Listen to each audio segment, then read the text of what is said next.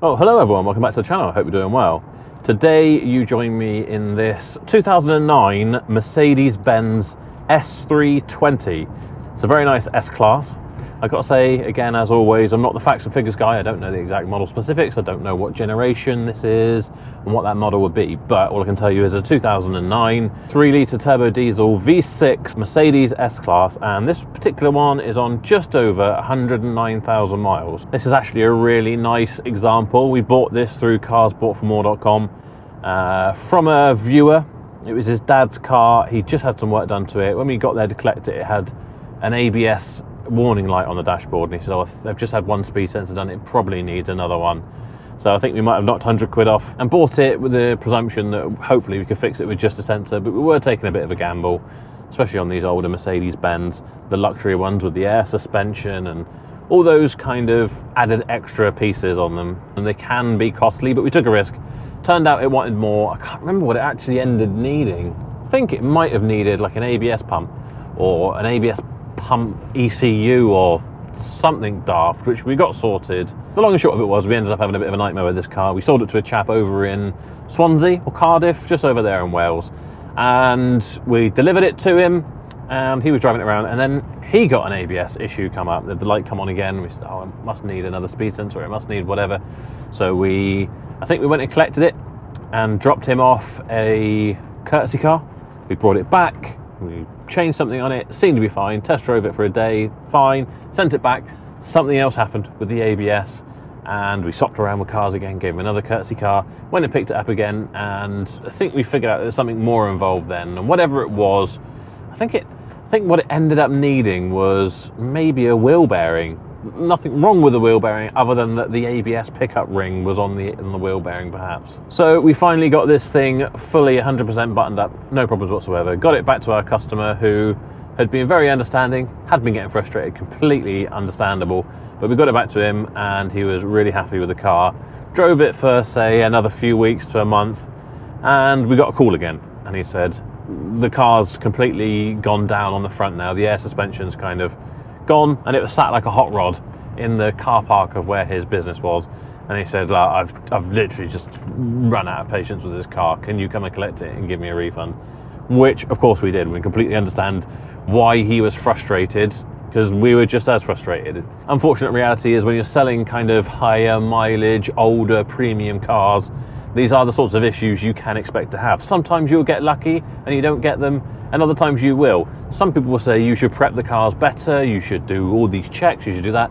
But unfortunately, with these things that are so complicated, there are so many things that you just can't really check. You can't take the car to pieces to put it back together again to make sure that nothing will possibly go wrong with it, because it simply wouldn't be viable. There would just be no money left in the car to do that. And when that happened, I was so frustrated with this car, I just said, let's stick it out the farm, get it out of the way, let's get on with other cars for a minute, and we'll come back to this and we'll get it sorted. So that's what happened. It spent a month or two out at the farm waiting on time to get fixed. You may have seen that in my farm tour video where you would have seen it collapse on its suspension, until we got a chance to actually get it in the workshop and, you know, get a real good look at this. The first thing you do, of course, is Google that fault. Now, we didn't have any fault codes. There was nothing actually coming up to say there's anything wrong with the suspension whatsoever. The pumps all seemed to be working fine. The airbags didn't seem to be losing any pressure, but obviously it was dropped on the front. And the first thing that came up was a really common problem. There is a level sensor in there, this tiny little piece of plastic that we bought for £7.50, and it's a marker for the car to figure out how high it is so that it can keep the levels of the car correct, so that it doesn't pump up too much, it doesn't drop it down too low. And that piece of plastic, it probably just got brittle and it just cracked off and was missing.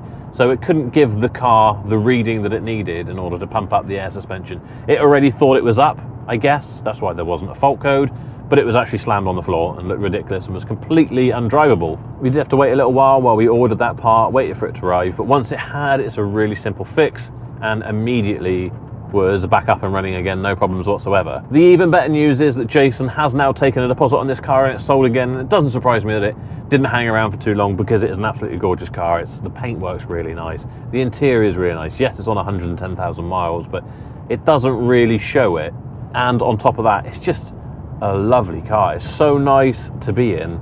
Funnily enough, when both me and Toby drove this, we sort of said, there's something in your lower back that's pressing into you. It's like there's a bar there, and I couldn't figure out what it was. And I was disappointed to see that this button down here which looks like it could be for a kind of massage seat. It wasn't. It didn't do anything when I pressed it, so that was upsetting. But having got in it this morning and pressed that button again, because it kind of fooled me again into thinking that it could have been a massage seat, which I could definitely do with. I pressed it and realised that that was the lumbar control, and then you do that through your dial here, and I was able to turn the lumbar down. It's pumped it away, and there's no longer some painful bar in my back. So that was a very welcome discovery. This thing is, of course, getting on a bit now. It's 2009, making it 15 years old, but it still feels pretty modern and up to date, and certainly feels luxurious. Okay, some areas let it down. Cheap feeling plastics. Sat nav is a bit dated, but actually not bad at all.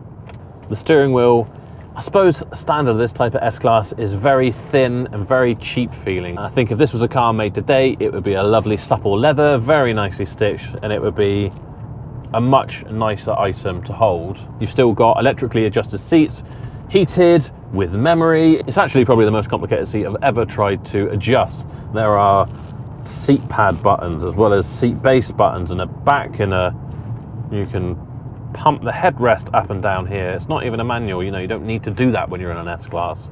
You can press buttons on the dashboard so that you can have one side watching TV while one side's watching sat nav. I remember when that sort of thing came out in the first instance, and you could have someone watching TV while someone else was driving, and they can't see the TV but they can see the sat nav. That was revolutionary. That blew our minds. Well, we've got that now. We've got buttons for our air suspension so we can raise ourselves up and lower it down. We've got very nice trim panels that hide a 6 CD changer, cup holders, as well as iPhone connectivity. I quite like the little center armrest piece that you flip open, and you've got your telephone keypad. So if you have got your phone connected via Bluetooth or plugged in, you can control that here like you are James Bond or a Bond villain, and then flip it shut. Seems like you can control the radio that way as well. We'll turn that down. I think what's really helped this car feel still kind of current and premium is the fact that it's just been so well looked after. Just speaks volumes for taking care of your car. This car had loads of history, and it's just immaculate inside. You would never look at these seats and think they had 110,000 miles on them. But I guess they haven't been hard miles. Someone has been in this wafting along down the motorway, no doubt, in luxury, not running around with the stresses of everyday life. It's not what this car's designed for, but if you do get your foot down, you have got plenty of power from that big V6 engine. It actually sounds all right as well for a diesel engine. Of course, this is a bit of a barge, but it's actually not too boaty, and I guess that's largely down to the air suspension keeping you really level through the corners. You can't really say you're sat in luxury if you're wallowing around in your big S-Class, I guess. So that has got things covered on that front. So what are the lessons here? Well, I guess if you're buying one of these to sell them, you kind of need to be prepared that, you know, a few of these little issues might crop up. This is a highly complicated, advanced for its time car, and there are, you know, a lot of working parts that you're going to have to take care of. If you're buying one for yourself, well, you may well have a warranty for a few months, but, you know, while this is a cheap car to buy, it's not going to be a cheap car to own or maintain, most likely. You might get lucky, but on the off chance it does need parts, repairs, things like that, then, you know, it could be well expensive. If you're looking to buy one for yourself, make sure you get a nice example, check out the paintwork. Is it nice and original? Most people buying one of these are going to want to see that it's original, or at least had good repairs done. Is the interior in good condition? Does it have good history? Check the car's background. Do a vehicle score check. It's completely free. You can get a score for that car. And if you are ready to hand over your money for one of these, then make sure you do an insured ultimate report with vehicle score for just £7.99 when you use code SHIFTINGMetal20. Ultimate peace of mind that you're not buying a bad car from the get-go. Just don't blame me if you end up having to replace a £7.50 part because the suspension has lowered itself on the floor. So as much as I really do like this car, and this is very much the sort of thing I would like for myself, I feel like it would be incredibly nice to be chauffeur driven around in this thing. And I'm going on long journeys up country to go to auctions and things like that. One day, maybe, if enough of you subscribe to these videos and like them, then maybe, you know, I can be driven around in a Mercedes S-Class, but until then, I'll keep slogging away. Hopefully this will be the last time we see this, and the customer will get many years of hassle-free driving out of it. We can only hope, but there are no guarantees in used cars. I wish more people would understand that as a car dealer. We can't guarantee that a used car is going to be perfect. You can't guarantee a brand new car is going to be perfect. But what's important is how you treat the customer. So we will always treat you fairly. So I hope you've enjoyed the video. If you have, please do give it a thumbs up. Make sure you subscribe if you're new here. If you're interested in any merchandise or any discount codes, including the one for Vehicle Score, then head to my website, shiftingmetal.co.uk, where you can find all of that, as well as my merch, mugs, caps, hoodies. And if you're looking to sell your car, you can check out my website, carsbought4more.com, enter your registration and mileage, and we can give you an instant valuation. Should you want to go for it, we can send out one of our guys to come collect the car from you, pay you cash directly into your bank account the same day before the car leaves your site, and make it as hassle-free as possible. That is it for this video. Thank you so much for watching. I'll see you next time.